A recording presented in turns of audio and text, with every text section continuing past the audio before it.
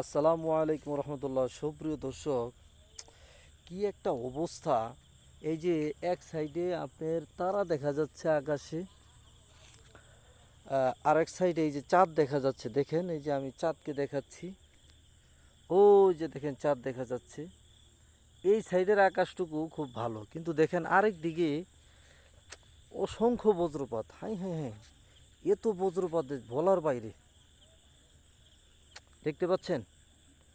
হয়তোবা কোনো এলাকায়, এটা গাজীপুর জেলায় থাকি, গাজীপুর জেলার আপনার পূর্ব দিকে এই মুহূর্তে কোনো একটা এলাকায় বিশাল বজ্রপাত হচ্ছে।